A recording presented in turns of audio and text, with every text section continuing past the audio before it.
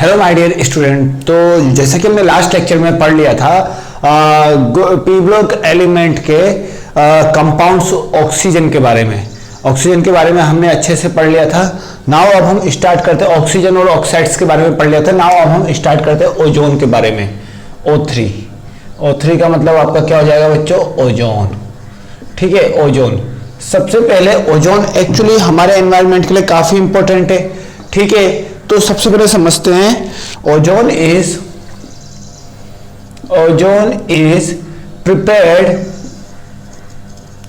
prepared in lab by following method। Ozone को हम कौन कौन से मेथड से हम प्रिपेयर करेंगे उसके बारे में हम समझते हैं बच्चों।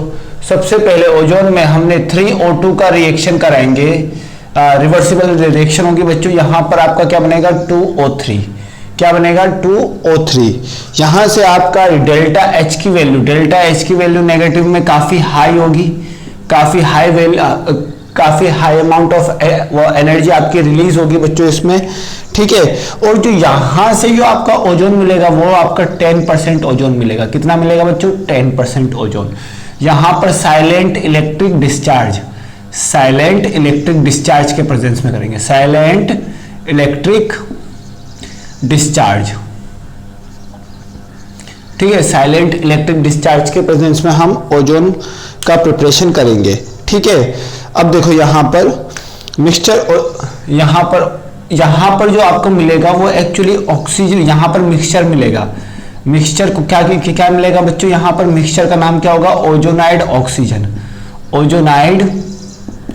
Ozonide oxygen. यहां पर आपको मिक्सचर प्रोडक्ट मिलेगा ozonide oxygen.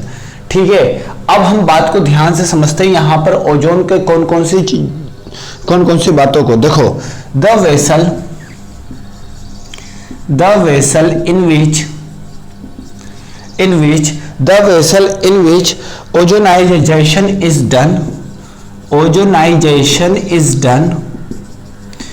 done is called ozonizer. मतलब जहां पर हम ओजोनाइजेशन कराते हैं उसको हम क्या बोलते हैं? ओजोनाइजर।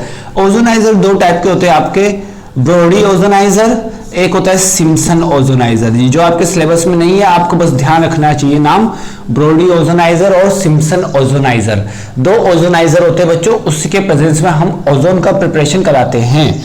ठीक है, अब यहां पर हम एक और चीज लिख सकते हैं कि अगर मुझे ऑब्टेन करना है मोर देन 10% वो ozone, for to obtain more then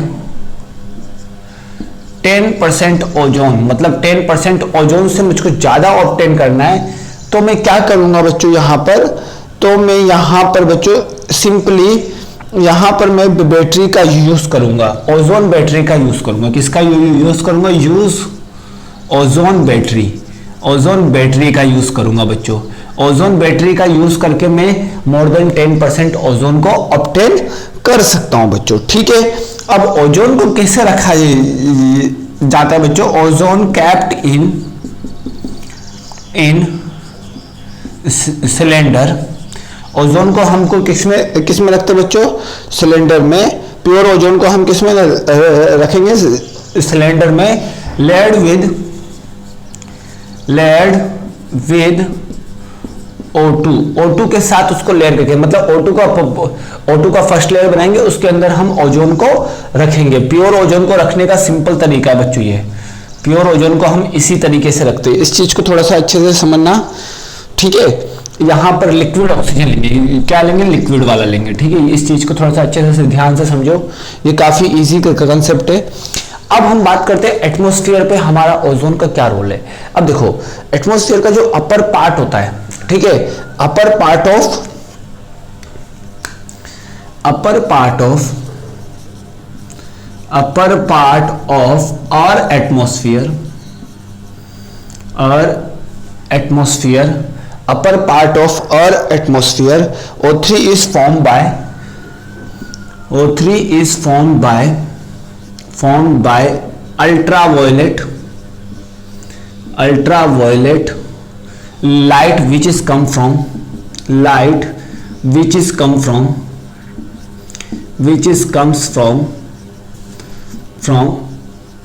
सन, जो कि आपके सन से जो अल्ट्रावायलेट लाइट आएगा वहां पर आपका क्या होगा, एटमॉस्फेयर में ओजोन का प्रिपरेशन करेगा बच्चों, ठीक है। It form a thick layer, अब क्या करेगा, ओजोन फॉर्म हो गया तो एंड में क्या करेगा, it forms a thick layer, it forms a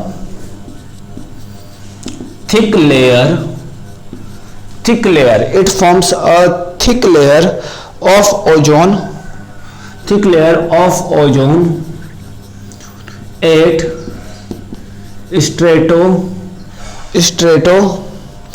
stratosphere, ठीक है।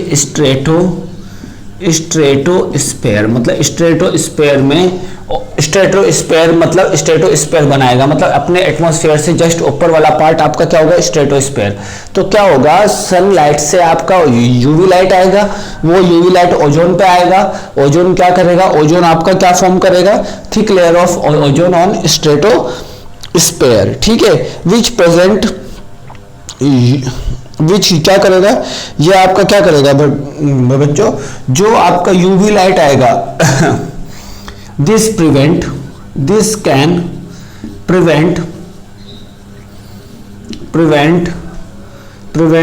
या फिर हम यहां पे लिख सकते हैं दिस कैन प्रिवेंट, हाँ प्रिवेंट लिख लो, this can prevent UV light to come on earth surface, मतलब अर्थ सरफेस पे आने से रोक देगा। मतलब हम सिंपल बोल सकते हैं कि ये क्या करेगा, यूवी लाइट को अर्थ सरफेस पे आने से रोकेगा। ये ओजोन लेयर, ये जो ओजोन लेयर है वो आपके यूवी सरफेस मतलब कि क्या करेगा कि यूवी रेस को अर्थ सरफेस पे आने से रोक देगा। अब देखो यूवी रेस अगर आपके अर्थ सरफेस पे आ गया तो अर्थ सरफेस पे ह्यूमन बीइंग को काफी मतलब एनिमल प्लांट्स इन सबको डेंजर होगा, क्योंकि यूवी लाइट का रेडिएशन काफी ज्यादा होता है। रेडिएशन ज्यादा होने की वजह से आप लोगों ने सुना होगा यूवी लाइट की वजह से कैंसर, हार्मफुल डिसीज भी होते हैं बच्चों। यहाँ पर आपका कैंसर भी हो सकता है। यहाँ पर इस चीज को थोड़ा सा ध्यान से समझो, यूवी लाइट, ठीक है। कैंसर भी यहाँ पर स्किन कैंसर का रीजन होता है बच्चों ये। तो इस तरीके से हमारा यहाँ पर स्ट्रेटोस्फीयर में ओजोन लेयर यूवी लाइट को अर्थ सरफेस पे आने से रोकता है, ठीक है। और बचे हुए जितने भी प्लेनेट है, एक्चुअली हम अदर प्लेनेट्स पे मतलब क्यों नहीं जा पा रहे, एक्चुअली सिंपल बात ये भी हम बोल सकते हैं कि अदर प्लेनेट्स पे जाने के लिए वहां पर किसी भी टाइप का स्ट्रेटोस्फीयर नहीं है। अब वहां पर जब किसी भी टाइप का स्ट्रेटोस्फीयर नहीं है तो आप देख सकते हो कि आपका यहाँ पर अदर प्लेनेट पे टेम्परेचर रात को काफी नॉमिनल, बिल्कुल नॉमिनल आपका हो जाता है, और मतलब एट मॉर्निंग आपका टेम्परेचर काफी ज्यादा हाई होता है, ठीक है। आप ऐसा पढ़ सकते हो, देख भी सकते हो। क्यों? क्योंकि वहां पर स्ट्रेटोस्फीयर नहीं होता है। सबसे बड़ा तो पॉइंट ये भी है ना, अगर स्ट्रेटोस्फीयर नहीं है तो अगर हम वहां चले जाएंगे तो यूवी लाइट सीधा की सीधा उस मतलब प्लेनेट के सरफेस पे आएगा। जब उस प्लेनेट के सरफेस पे अगर आपका यूवी लाइट आएगा तो हमारे लिए हार्मफुल होगा। तो सबसे बड़ा प्रॉब्लम ये भी है एक टाइप का कि हम अदर प्लेनेट पे नहीं मूव कर पा रहे, ठीक है। वैसे इसके लिए इंस्ट्रूमेंट तैयार किया जा रहा है, इसके लिए एक अल्टरनेटिव तैयार किया जा रहा है, लेकिन फिर भी सबसे बड़ा प्रॉब्लम यही है, ठीक है। तो इस चीज को थोड़ा सा ध्यान रखिए, ठीक है। UV light to come on the earth surface, ठीक है। नेक्स्ट हाँ, अदर प्लेनेट पे किसी एक स्पेसिफिक टाइम पे ही हम लोग वहां पर लैंड करते हैं। हम लोग स्पेसिफिक टाइम पे ही लैंड करते हैं। स्पेसिफिक टाइम से ना पहले लैंड करते ना बाद में लैंड करते। हम लोग स्पेसिफिक टाइम पे ही वहां पर रहते, फिर अगर हम स्पेस शिप में हम लोग रहते हैं, मतलब अगर कोई भी आपका मतलब साइंटिस्ट अगर किसी अदर प्लेनेट पे जाता है तो वो अपने मैक्सिमम टाइम स्पेसशिप में बिताता है। और जब उसके सराउंडिंग का एटमॉस्फेयर यूवी लाइट्स मतलब वहां पर सबसे नॉमिनल होता है उसी टाइम वो जाता है। तो इसीलिए मतलब उसके मतलब एक स्पेसिफिक टाइम पर ही वो वहां जाएगा। सबसे इंटरेस्टिंग बात है कि अदर प्लैनेट्स पे स्ट्रेटोस्फेयर नहीं है इसीलिए। सेकंड, अगर मैं बात करूं कि ओजोन लेयर, यहां पर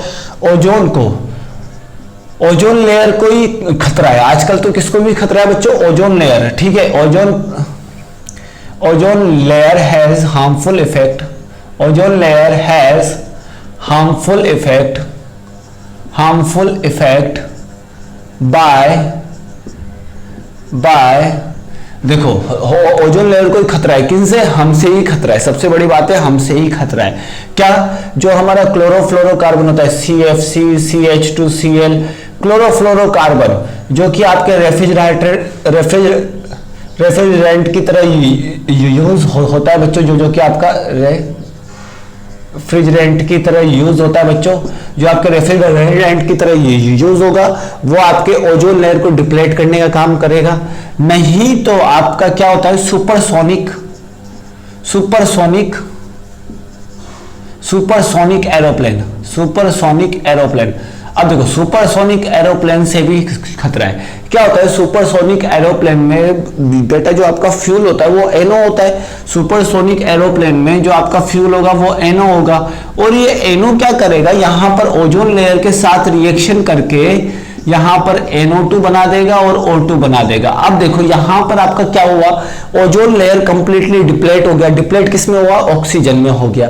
तो इस वजह से हमारे यहां पर क्या होता है? ओजोन लेयर को हम ही लोग खतरा कर रहे हैं बस, ठीक है। अगर हम रेफ्रिजरेंट का यूज कम कर दे, सुपरसोनिक एरोप्लेन का यूज कम कर दे, तो अपने आप हमारा ओजोन लेयर डिप्लेट होना बंद हो जाएगा। लेकिन अभी डिप्लेट तो इसमें हो चुका है। तो इसके लिए सुपरसोनिक एरोप्लेन के लिए एक अल्टरनेटिव ढूंढा जा रहा है। अगर इसका अल्टरनेटिव मिल जाएगा तो हमें मतलब इसका मतलब काफी कुछ नॉमिनल अमाउंट में इसका डिप्लेशन कम हो जाएगा, ठीक है।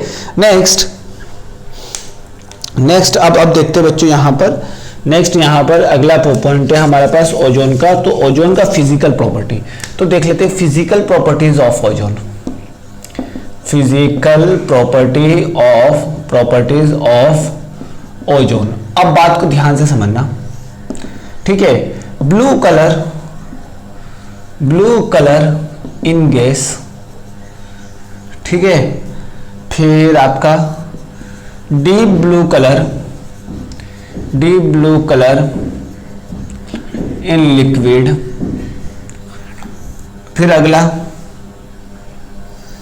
पहले ब्लू कलर, फिर डीप ब्लू कलर, फिर वॉयलेट कलर इन सॉलिड। मतलब अलग अलग फेज में इसका कलर अलग अलग होता है बच्चों, ठीक है। अलग अलग फेज में इसका कलर क्या होता है बच्चों? अलग अलग होता है। सेकंड पॉइंट देखते हैं बच्चों। ये आपका पैरामैग्नेटिक इन नेचर होता है। क्या होता है बच्चों? ये आपका पैरामैग्नेटिक इन नेचर होता है। मतलब नेचर में आपका क्या होगा बच्चों? ये आपका पैरामैग्नेटिक। तो देख लेते हैं, एक बार ध्यान से समझ लेते हैं।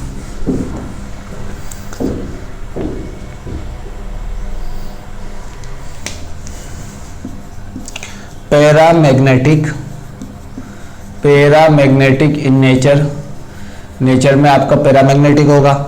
थर्ड, हम यहां बोल सकते हैं थर्ड में कि एट लो कॉन्सेंट्रेशन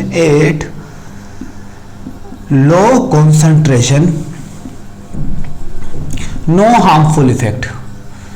मतलब ओजोन का कोई हार्मफुल इफेक्ट नहीं है। लेकिन अगर कॉन्सेंट्रेशन को अगर मैंने concentration is higher than 100 ppm parts per million, 100 ppm से ज्यादा मैंने इसका कॉन्सेंट्रेशन कर दिया तो हमको अनकंफर्टेबल फील होता है और हेडेक ज्यादा होता है। यहाँ पर है ना, हेडेक आपका होना लग जाएगा और हेडेक के साथ साथ आपको वॉमिटिंग भी होने लग जाएगी। हेडेक के साथ साथ आपको वॉमिटिंग भी होने लग जाएगी। ठीक है, तो इस तरीके से हमारा यहाँ पर फिजिकल प्रॉपर्टी ऑफ ओजोन है। ठीक है, अब हम इसका स्ट्रक्चर देखते हैं। स्ट्रक्चर तो जैसा आप लोग जानते हो, सबसे पहले हम लोगों ने स्ट्रक्चर में हमने केमिकल बॉन्डिंग में स्ट्रक्चर बनाने के मतलब इंडेक्स में, सबसे पहले स्ट्रक्चर बनाने के इंडेक्स में हमने लुईस डॉट स्ट्रक्चर देखा था। तो हम देख लेते हैं स्ट्रक्चर कैसे बनेगा। स्ट्रक्चर की बात करते हैं। देखो O3 का बनाना है, total valence electron, total bond electron निकालोगे तो ऐसे ही बनेगा आपका। ठीक है, अब यहां पर लोन पेयर को आपको अरेंज करना है। ठीक है, तो यहां पर तो मैंने 2 लोन पेयर अरेंज कर दिए कि क्या होगा यहां पर देखो, एक वैलेंस इलेक्ट्रॉन काम में आगे बचे कितने, 5 मतलब odd electronic configuration is not stable. Odd electronic configuration is balanced by the minus charge on या फिर plus charge on the molecule. ठीक है, इन दोनों से बैलेंस कर सकते हैं। अगर नहीं हो पा रहा है तो कोऑर्डिनेट बॉन्ड का सहारा लेंगे। तो यहां पर कोऑर्डिनेट बॉन्ड कर दिया मैंने, और यहां पर देखो अब ऑड इलेक्ट्रॉन नहीं बचा, यहां पर आपका 2। ठीक है, अब अगर मैं इसका स्ट्रक्चर, इसका मैं अगर फॉर्मल चार्ज निकालना चाहूं तो इसका फॉर्मल चार्ज कितना आएगा, 7। यहां पर कितना आ जाएगा, 6 - 7 = -1।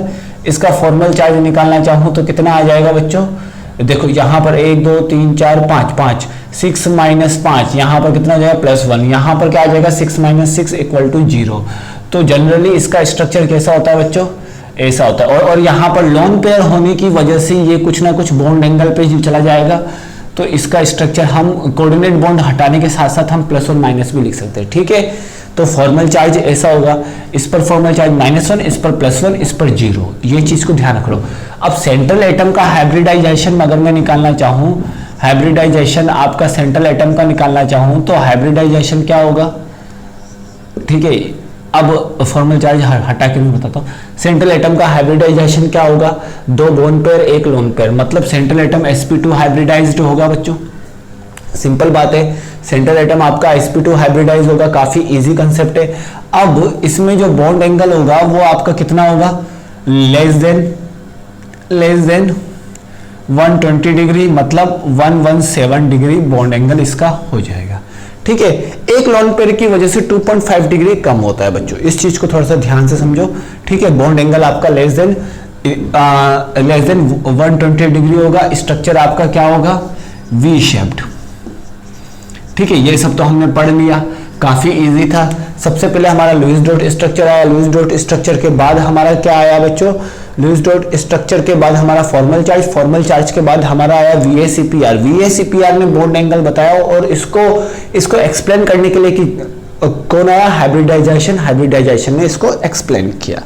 ठीक है, इस तरीके से हम देख सकते हैं।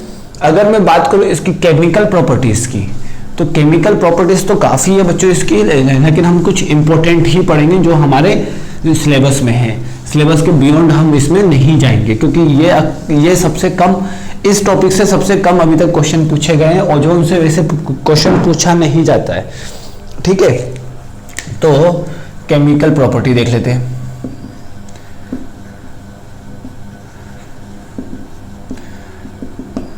First, thermodynamically unstable. थर्मोडायनामिकली क्या होता है बच्चों, ये अनस्टेबल होता है। ठीक है, तो 2O3 gives 2O2, 3O2। ठीक है, 2O3 gives 3O2। ठीक है, यहां पर डेल्टा H की वैल्यू क्या हो जाएगी, नेगेटिव। नहीं, ऊपर डेल्टा H की वैल्यू पॉजिटिव होगी। मुझे जो मैंने ऊपर बताया था प्रिपरेशन मेथड में, वहां पर डेल्टा H की वैल्यू पॉजिटिव होगी, इस चीज का ध्यान रखना। ठीक है, डेल्टा S की वैल्यू, एंट्रोपी क्या हो रही है भाई बेटा, यहाँ पर 2 मॉलिक्यूल है और वहां पर आपका कौन सा मॉलिक्यूल है, 3 मॉलिक्यूल है। तो एंट्रोपी आपकी बढ़ रही है, तो एंट्रोपी बढ़ेगी मतलब डेल्टा S की वैल्यू पॉजिटिव हो रही है। बात क्लियर है बच्चों। अगर मैं यहाँ पर delta G delta H -T delta S कर दूं तो क्या होगा बच्चों, डेल्टा G की value negative. Then delta G की वैल्यू अगर आपकी नेगेटिव आती है तो रिएक्शन विल बी स्पॉन्टेनियस, मतलब ये रिएक्शन अपने आप हो जाएगी, और स्पॉन्टेनियस होने की वजह से तुरंत आपका O3 किस में कन्वर्ट हो जाएगा बच्चों, O2 में। तो थर्मोडायनेमिकली अनस्टेबल होता है O3। ठीक है, इस चीज को आप लोगों को अब समझ में आ गया होगा। ठीक, तो यही एक रीजन है, इसकी वजह से ही आपका O3 does not present in earth surface. O3 आपका अर्थ सरफेस पे आपका प्रेजेंस नहीं होता है। ठीक है, O3 आपका अर्थ सरफेस पे आपका प्रेजेंट नहीं होता है। ठीक है, O3 का जब मैं डिकम्पोजिशन करूंगा, सेकंड प्रॉपर्टी, O3 का जब मैं डिकम्पोजिशन करूंगा तो नेसेंट ऑक्सीजन मिलेगा और O बनेगा। ये क्या करेगा, ये नेसेंट ऑक्सीजन आपका कौन सी प्रॉपर्टी का रखेगा, मतलब पावरफुल ऑक्सीडाइजिंग एजेंट। क्या करेगा, पावरफुल ऑक्सीडाइजिंग एजेंट होगा, पावरफुल ऑक्सीडाइजिंग एजेंट बन जाएगा बच्चों ये। अब पावरफुल ऑक्सीडाइजिंग एजेंट बन जाएगा तो क्या होगा बच्चों, आप समझ सकते हो। PbS की रिएक्शन अगर मैं नेसेंट ऑक्सीजन के साथ कराऊंगा तो ये आपका PbSO4 बना लेगा, जैसे H2O2 में भी नेसेंट ऑक्सीजन निकलता था, PbSO4 बना लेगा। इस चीज को आप लोग ध्यान से समझ सकते हो। या फिर यहाँ पर लिख दो O3 लिख दो, O3 से जनरेट हुआ नेसेंट ऑक्सीजन जो इसके साथ रिएक्ट किया और O2 आपका ऐसे ही बाहर निकल गया। ठीक है, इस तरीके से भी हम इसको समझ सकते हैं। अब अगर मैंने Ki की रिएक्शन करा दी किसके साथ, O3 के साथ, तो नेसेंट ऑक्सीजन किसके साथ आपका रिएक्ट कर जाएगा बच्चों, यहाँ पर नेसेंट ऑक्सीजन आपका यहाँ पर देखो Ki को KOH में कन्वर्ट कर देगा और I को I2 में, और यहाँ पर O2 बाहर निकल जाएगा, मतलब ऑक्सीडाइज कर रहा है। देखो यहाँ पर -1 से 0 में जा रहा है, मतलब अपने ऑक्सीडेशन स्टेट को बढ़ा रहा है, तो ऑक्सीडाइज कर रहा है। ठीक है, इस तरीके से हम देख सकते हैं। नहीं तो एक और रिएक्शन हम देख सकते हैं, अगर SO2 की रिएक्शन अगर मैंने O3 के साथ करा दिया तो यहाँ पर आपका ये अपना ऑक्सीडेशन नंबर बढ़ा लेगा, SO3 कर लेगा और साथ में आपका O2 निकल जाएगा। तो इस तरीके से हम यहाँ पर ओजोन में डिप्लेशन को देख सकते हैं, ओजोन में डिप्लेशन को हम देख सकते हैं। अब बात आती है कि एस्टिमेशन ऑफ ओजोन का एस्टिमेशन करने का तरीका आपने मोल कॉन्सेप्ट में नहीं तो आपने आयोडोमेट्री टाइट्रेशन में पढ़ा होगा। ठीक है, आयोडोमेट्री टाइट्रेशन में आपने पढ़ा होगा। ठीक है, तो देख लेते हैं ओजोन का estimation of ozone. Estimation of ozone is done by iodometry titration. अब देखो आयोडोमेट्री का मतलब समझना बात को ध्यान से, इतना आप लोगों ने पढ़ा होगा, ये वाला टेक्निकल टर्म है आप लोगों ने पढ़ा होगा रेडॉक्स में आयोडोमेट्री टाइट्रेशन, तो आप लोगों को आता ही होगा बच्चों ये अच्छे से। तो क्या होगा, O3 की रिएक्शन अगर मैंने Ki एक्सिस में करा दिया, आयोडोमेट्री का मतलब क्या है, Ki को लूंगा और है ना यहाँ पर आयोडोमेट्री का मतलब क्या है, Ki को एक्सिस लूंगा। और पर्टिकुलरली अगर मैंने दो टर्म समझो, एक होता है आयोडोमेट्री का मतलब क्या है, I-I2 लूंगा और इसका मतलब Ki लूंगा। इस चीज को थोड़ा सा ध्यान से समझो। ठीक है, इसकी रिएक्शन कराई, इसकी रिएक्शन कराने पर आपको क्या मिलेगा, पीएच की वैल्यू कितनी मेंटेन करनी है आपको, पीएच की वैल्यू 9.5 आपको मेंटेन करनी है, पीएच की वैल्यू आपको 9.5 मेंटेन करनी है। तो यहाँ पर I2 बन जाएगा और Na2S2O3 बन जाएगा, that is called what, hypo बन जाएगा। अब देखो हाइपो सॉल्यूशन बन गया। ठीक है, हाइपो सॉल्यूशन से हम क्या करेंगे, देन आफ्टर रिएक्ट करेगा तो Na2S2O6 बनेगा और साथ में क्या बाहर निकलेगा बच्चों, यहाँ पर NaS4, यहाँ पर S4 बनना चाहिए, हाँ S4 और यहाँ पर Na बनेगा। अब देखो अगर मैंने हाइपो का क्वांटिटी निकाल लिया तो हाइपो से O3 का निकाल सकते हैं, Ki का तो नहीं निकालेंगे, Ki आपका एक्सिस में। तो ये एक जनरलाइज मेथड है और इस पर आपसे क्वेश्चन पूछ सकता है, इस पर आपसे फिजिकल केमिस्ट्री में पक्का क्वेश्चन बना के पूछेगा। तो फिजिकल केमिस्ट्री के पॉइंट ऑफ व्यू से इसको बार बार आप लोग देख लो बार बार, क्योंकि फिजिकल केमिस्ट्री के पॉइंट ऑफ व्यू से ये 100% आपसे पूछ सकता है। ठीक है, 100% आपके इंटीजर टाइप क्वेश्चन बनाएगा, बड़ा प्यारा सा बनाएगा और आप लोगों को कंफ्यूज कर देगा। तो इस चीज को आप लोग अच्छे से समझ लो। अब हम देखते हैं यूज ऑफ O3। तो O3 का यूज क्या होता है, पहला एज डिसइंफेक्टेंट। ठीक है, डिसइंफेक्टेंट या फिर हम बोल सकते हैं कि जर्मिसाइड्स के फॉर्म में। सेकंड यूज आप लोग बोल सकते हो ब्लीचिंग एजेंट। अब देखो ब्लीचिंग एजेंट, ये आपका ब्लीचिंग एजेंट के फॉर्म में भी यूज हो जाएगा। ब्लीचिंग एजेंट के फॉर्म में क्यों होगा यूज बच्चों? ये आपका ब्लीचिंग एजेंट के फॉर्म में क्यों होगा? क्योंकि ये एक्चुअली पावरफुल ऑक्सीडाइजिंग एजेंट है, पावरफुल ऑक्सीडाइजिंग एजेंट है, पावरफुल ऑक्सीडेंट है, ऑक्सीडेंट लिखो, ठीक है, पावरफुल ऑक्सीडेंट है। अब ये जब आपका पावरफुल ऑक्सीडेंट है तो पावरफुल ऑक्सीडेंट मतलब ऑक्सीडेशन से हमेशा आपका क्या होगा? परमानेंट ब्लीचिंग होगा। दो टाइप के ब्लीचिंग होते हैं, एक होता है परमानेंट, एक होता है टेम्पररी। टेम्पररी ब्लीचिंग होता है जब आपका रिड्यूसिंग एक्शन होगा, लेकिन परमानेंट ब्लीचिंग कब होगा? जब वो ऑक्सीडेशन स्टेट वाला मतलब ऑक्सीडाइजिंग कराएंगे तो परमानेंट आपका ब्लीचिंग होगा। तो यहां पर परमानेंट ब्लीचिंग अकर व्हाट, हमेशा ध्यान रखना ऑक्सीडाइजिंग नेचर से होगा। आपसे पूछ सकता है परमानेंट ब्लीचिंग कब अकर होगा, तो इस चीज को थोड़ा सा ध्यान से समझो। अगर मैंने थर्ड पॉइंट बात किया तो थर्ड पॉइंट आप लोग जानते हो, एल्किन की रिएक्शन O3 के साथ कराया था, एल्किन एल्काइन का भी रिएक्शन मैंने O3 के साथ कराया था। एल्किन एल्काइन का क्या कराने में बच्चों? ओजोनोलाइसिस रिएक्शन कराने में, ओजोनोलाइसिस रिएक्शन कराने में, जिससे हमको क्या मिलता था? एल्डिहाइड कंपाउंड, एल्डिहाइड कंपाउंड और कीटोन कंपाउंड। तो यहां पर भी इसका यूज होता है, ठीक है। तो ये वाला यूज तो आपने ऑर्गेनिक केमिस्ट्री में सीधा रिएक्शन को बेसिस पे किया है, ये वाला थोड़ा आपको ध्यान रखना है। और ये वाला जनरली आपके क्लोरीन के लिए भी होता है, ओजोन के लिए भी होता है, H2O2 के लिए भी होता है, ठीक है। तो इन सब चीजों को आप एक दो बार अगर आप पढ़ोगे तो आप लोगों को अच्छे से समझ में आने लग जाएगा, ठीक है। काफी इजी कंसेप्ट है, काफी सिंपल कंसेप्ट है और ज्यादा टफ भी नहीं है। नाउ अब हम चलते हैं बच्चों यहाँ पर एलोट्रोप्स के बारे में। अब हम चलते हैं नेक्स्ट कंपाउंड हम देखते हैं बच्चों। ये तो था हमारा ऑक्सीजन के कंपाउंड्स जो कि आपके ज्यादा इंपॉर्टेंट नहीं है। अब हम चलते हैं बच्चों सल्फर के कंपाउंड्स के बारे में। किसके कंपाउंड्स के बारे में बच्चों? सल्फर के कंपाउंड्स के बारे में। तो सल्फर का कंपाउंड्स क्या होगा बच्चों, समझते हैं। यहाँ पर आपका सल्फर का कंपाउंड्स क्या होगा देख लेते हैं। यहाँ पर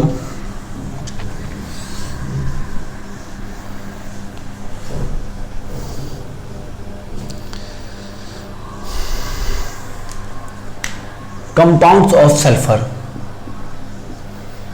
कंपाउंड्स ऑफ सल्फर। अब देखो सल्फर के आपके कंपाउंड्स पढ़ने से पहले हम इसके सबसे इंपॉर्टेंट पार्ट एलोट्रॉप्स के बारे में पढ़ लेते हैं। एलोट्रॉप्स ऑफ सल्फर, ठीक है। सल्फर का एलोट्रॉप्स कौन कौन से हैं बच्चों? ठीक है, there are many allotropes of sulphur,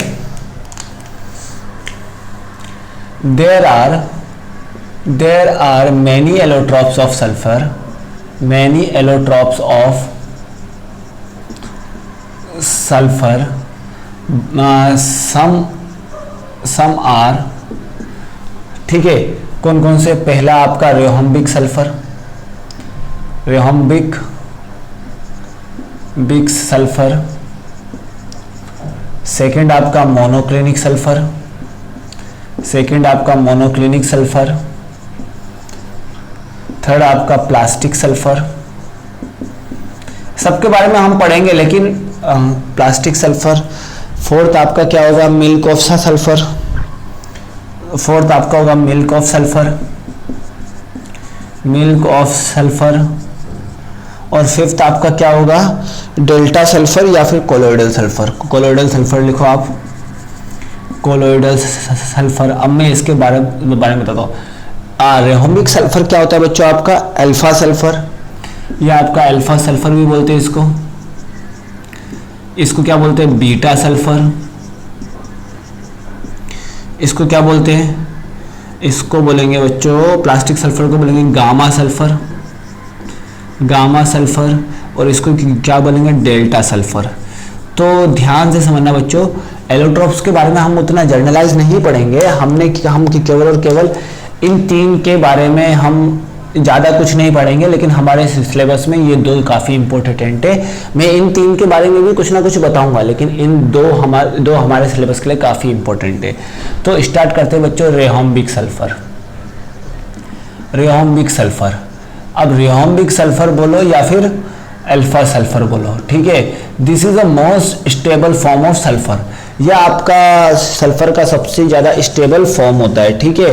तो हम बोल सकते हैं क्या बच्चों कि रेहोम्बिक सल्फर के बारे में हम क्या बोल सकते हैं बच्चों यहाँ पर कि रेहोम्बिक सल्फर आपका मोस्ट स्टेबल फॉर्म होता है सल्फर का। तो यहाँ पर बोल सकते हैं द मोस्ट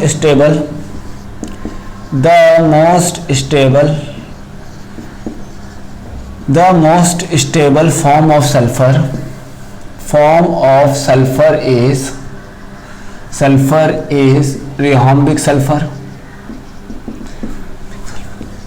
रेहोम्बिक सल्फर को हम क्या बोलते हैं बच्चों, अल्फा सल्फर। इस चीज का ध्यान रखना, रेहोम्बिक सल्फर ये आर है बच्चों, ठीक है। रेहोम्बिक सल्फर मतलब आपका क्या होता है, सबसे ज्यादा स्टेबल फॉर्म कौन सा होता है बच्चों, सल्फर का यही होता है, ठीक है। जो कि आपके कौन से जो कि आपके कहाँ स्टेबल होता है, रूम टेम्परेचर पे। इस लाइन को मैंने रेड मार्क से बनाया, तो थोड़ा सा ध्यान रखना।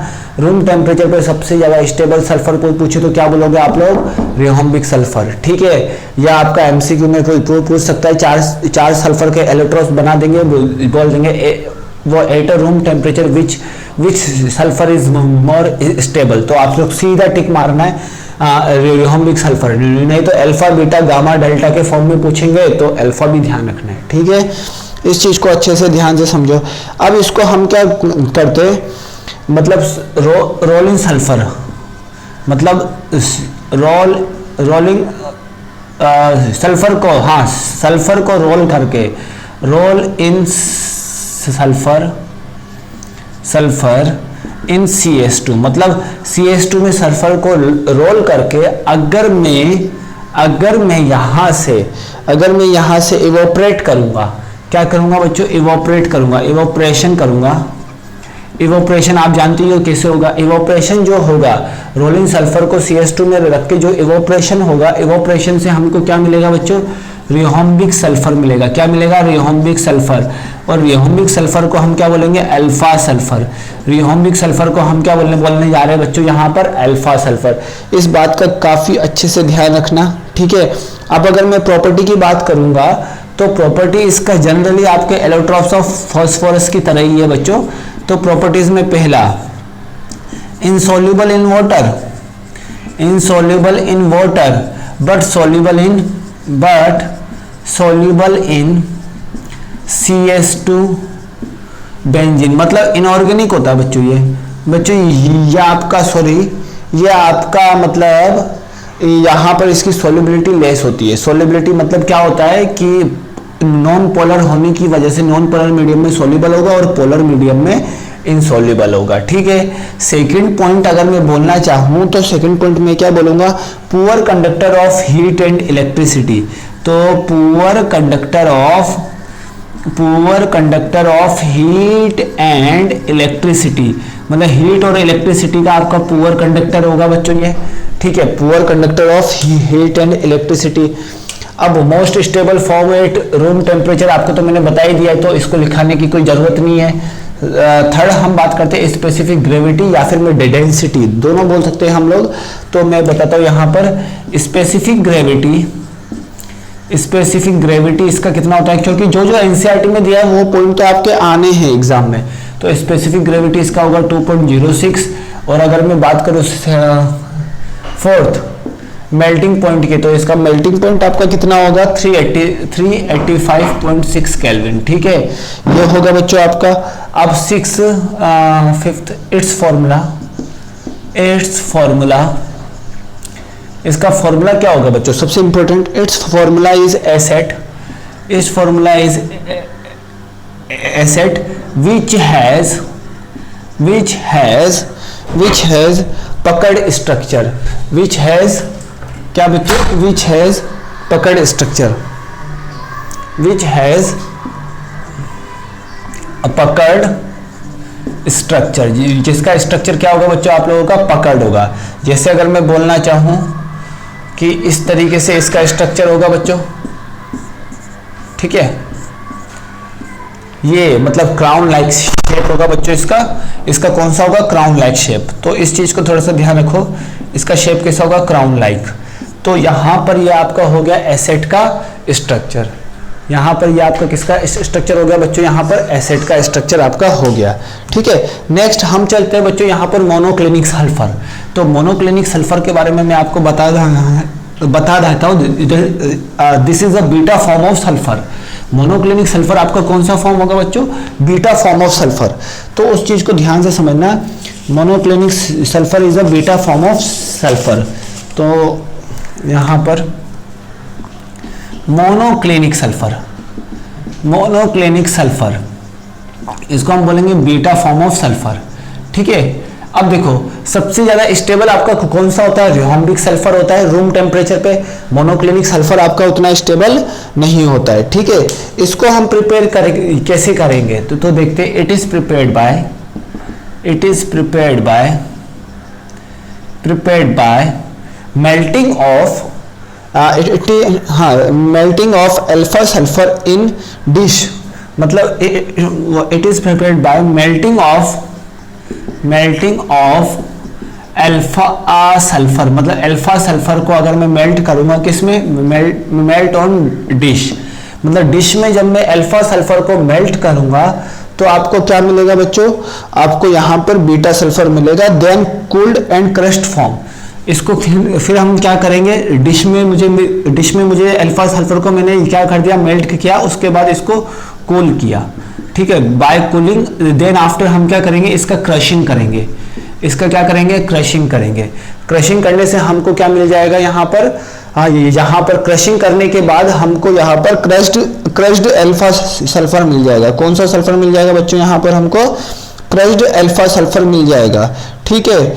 अब इसमें जो क्रश करने पर इसके अंदर क्रशिंग करने पर जो अल्फा सल्फर के अंदर जो आपका होल क्रिएट होगा, मतलब समझना। सबसे पहले डिश में लिया अल्फा सल्फर को मैंने मेल्ट किया, मेल्ट करने पर कूल किया, कूल करने पर कूल करके क्रशिंग करने पर क्रशिंग का फॉर्मेशन हो जाएगा। क्रशिंग फॉर्मेशन होने के बाद इसके अंदर क्या क्रिएट आपके होंगे बच्चों, होल्स या फिर आपके पोर्स इसके अंदर आपके क्रिएट वो हो जाएंगे, ठीक है। होल्स को हम क्या करेंगे, लिक्विड के थ्रू क्या करेंगे, रिमूव कर देंगे। होल्स को हम किसी लिक्विड के थ्रू क्या कर देंगे बच्चों, रिमूव कर देंगे। जब हम होल्स को लिक्विड के थ्रू रिमूव कर देंगे, होल्स को जब हम लिक्विड के थ्रू रिमूव कर देंगे, देन क्या होगा समझना। होल्स में हम क्या करेंगे, लिक्विड भर देंगे, लिक्विड के थ्रू हम इसको पूरा भर देंगे। देन क्रश को हम क्या करेंगे बेटा, रिमूव करेंगे, किससे, निडल लाइक स्ट्रक्चर से, ठीक है। क्रश को फिर हम किससे निडल लाइक स्ट्रक्चर से हम इसको मतलब वो हटाएंगे। समझना बात को ध्यान से, काफी कॉम्प्लिकेटेड है, इसको अच्छे से समझना। तो it is prepared by the melting of alpha sulphur को मैंने डिश में लिया, ठीक है, फिर इसको मेल्ट किया तो ऐसा बन गया मेल्ट करने पर, ठीक है। देन आफ्टर इसको कूल करेंगे तो कूलिंग करने पर क्या हो जाएगा बच्चों, इस तरीके से स्ट्रक्चर क्रिएट होगा, ठीक है। कूल करने पर क्रश कर दिया, ठीक है। यहाँ पर आपके होल्स भी क्रिएट होंगे, होल्स में लिक्विड के थ्रू हम होल्स को रिमूव करेंगे, ठीक है। जो यहाँ से जो लिक्विड मिलेगा ना, यहाँ से जो कूलिंग करने पर जो लिक्विड होगा, पूरा का पूरा आपका कूल नहीं होगा, यहाँ से जो लिक्विड होगा वो लिक्विड को हम इसके अंदर डालेंगे तो आपके पोरस आपके कंप्लीटली खत्म आपके हो जाएंगे। देन निडल लाइक स्ट्रक्चर से हम किसको हटा देंगे, क्रश को हटा देंगे। निडल लाइक स्ट्रक्चर से जो यहाँ पर क्रश होगा उसको हम हटा देंगे। अब जो क्रश होगा मतलब छोटे छोटे पार्ट, तो छोटे छोटे पार्ट को जब हम हटा देंगे तो हमें कौन सा मिलेगा बच्चों, बीटा सल्फर। एक दो बार इसको पढ़ना, आपको समझ में आ जाएगा। एक दो बार आप लोग अगर इसको पढ़ोगे तो आप लोगों को पूरा मिल जाएगा, ठीक है। यहां पर क्रश को रिमूव करेंगे तो यहां पर needle like 2 minute. It is prepared by a melting of alpha sulphur in a dish by cooling. आपको क्रश फॉर्मेशन होगा जिसमें होल्स होंगे, होल्स को हम लिक्विड अल्फा सल्फर से डाल देंगे, तो जो आपका क्रशिंग के थ्रू जो आपका निडल लाइक स्ट्रक्चर बनेगा वो आपका बीटा सल्फर होगा। सॉरी, क्रशिंग के थ्रू जो आपका निडल लाइक स्ट्रक्चर बनेगा that is called what, beta sulphur. ठीक है, तो बीटा सल्फर आपका क्या होता है, निडल लाइक स्ट्रक्चर होता है। सिंपल बोल सकते हैं निडल लाइक स्ट्रक्चर आपको मिलेगा, निडल लाइक स्ट्रक्चर मिलेगा, या फिर निडल लाइक आप लोग क्रिस्टल भी बोल सकते हो, निडल लाइक क्रिस्टल भी बोल दो आप लोग, वो आपका क्या होगा बच्चों, बीटा सल्फर। तो इस तरीके से हमारा यहाँ पर बीटा सल्फर का फॉर्मेशन होता है। बीटा सल्फर काफी इजी है, बस इसका थोड़ा सा प्रिपरेशन मेथड काफी कॉम्प्लिकेटेड है। अल्फा सल्फर को डिश में लिया, कूल किया, क्रशिंग फॉर्मेशन किया, होल को हमने लिक्विड यहाँ पर लिक्विड अल्फा सल्फर से फिल किया, फिल करने पर निडल लाइक क्रिस्टल ऑब्टेन होगा, दैट इज जो आपका निडल लाइक क्रिस्टल होगा उसी को हम क्या बोलेंगे, बीटा सल्फर। सिंपल, इस तरीके से हम लोग इसको ध्यान रख लेंगे। अब प्रॉपर्टीज, अब हम बात करते हैं प्रॉपर्टीज की। तो properties of beta sulphur, properties of beta sulphur, beta sulphur की प्रॉपर्टीज के बारे में बात करते हैं। तो देख लेते हैं बीटा सल्फर की प्रॉपर्टीज हमारी क्या होगी। ठीक है, अब देखो यहां पर कि structure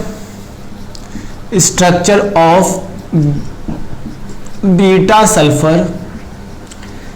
sulphur is like alpha sulphur strand structure, मतलब अल्फा सल्फर की तरह स्ट्रैंड स्ट्रक्चर वाला होता है बच्चों ये। ठीक है, बीटा सल्फर का स्ट्रक्चर अल्फा सल्फर की तरह ही स्ट्रैंड स्ट्रक्चर होगा। ठीक है, दोनों में एसेट मॉलिक्यूल होंगे, लेकिन वो अलग अलग फॉर्म्स में आपके अरेंज होंगे, अलग अलग फॉर्म्स में आपके अरेंज होंगे, जिसका डिस्क्रिप्शन आपको अभी नहीं दिया गया है, ध्यान से समझना। ठीक है, तो मतलब यहाँ पर एसेट का ही होगा, यहाँ पर एसेट के फॉर्म में ही होगा ये। इसका मोलिकुलर फार्मूला भी क्या होगा, एसेट। अगर आपसे पूछा मोनोक्लिनिक सल्फर का फार्मूला एसेट, रियोम्बिक सल्फर का फार्मूला एसेट। अब मैं आपको बता दूं कि आप लोगों ने पढ़ा होगा S6 चेयर फॉर्म, वो स्ट्रक्चर आपका किसका होता है, वो स्ट्रक्चर आपका किसका होगा बच्चों, वो स्ट्रक्चर आपके, देखो आपने कौन कौन से पढ़े, आपने मोनोक्लिनिक, सॉरी रियोम्बिक, मोनोक्लिनिक, फिर उसके बाद आपने कौन सा पढ़ा है बच्चों, फिर उसके बाद आपने यहाँ पर मिल्क ऑफ सल्फर भी पढ़ा है, then after colloidal.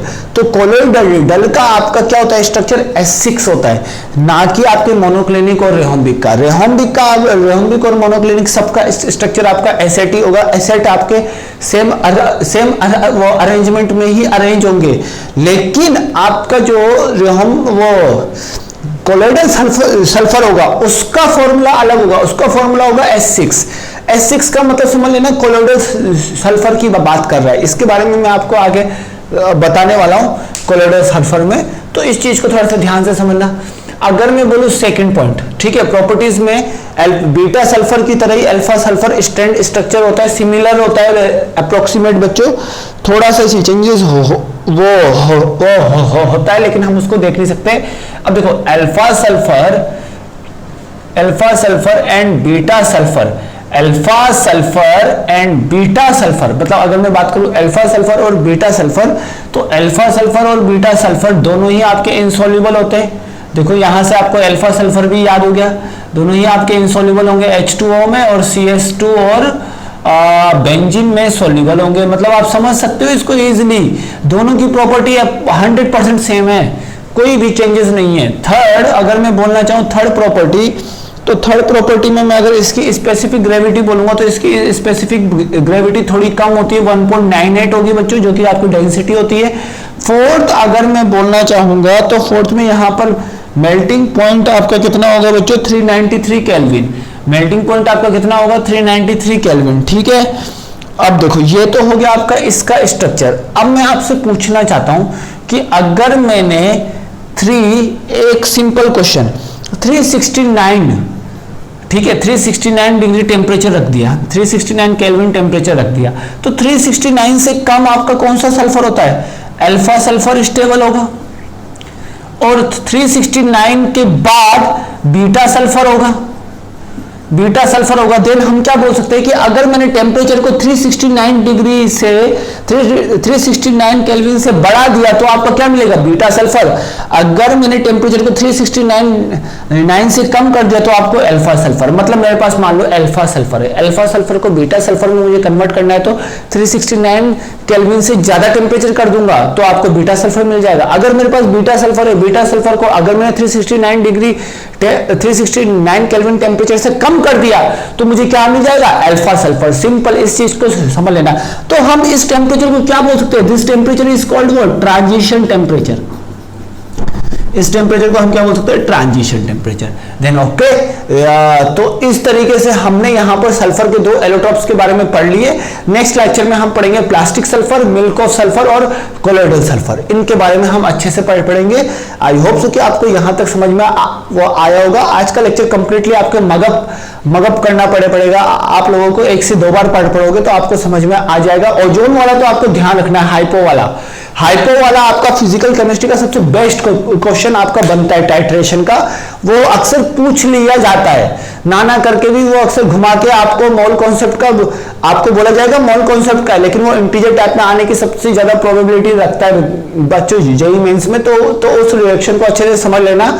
Ozone layer और मतलब यहाँ पर सल्फर से बस एक ही क्वेश्चन बनने के चांस है, रूम टेम्परेचर पे कौन सा सल्फर आपका सबसे ज्यादा स्टेबल होगा, वो आपका बनने का चांस है। नहीं तो सोल्युबिलिटी का वाला बनने का चांस है, नहीं तो ये ट्रांजिशन टेम्परेचर का। केवल 3 क्वेश्चन आपके बनने के चांसेस है और बाकी इसमें से कोई भी क्वेश्चन आपके लिए मतलब जेईई और मेडिकल के लिए कोई भी क्वेश्चन आपका इंपॉर्टेंट नहीं है।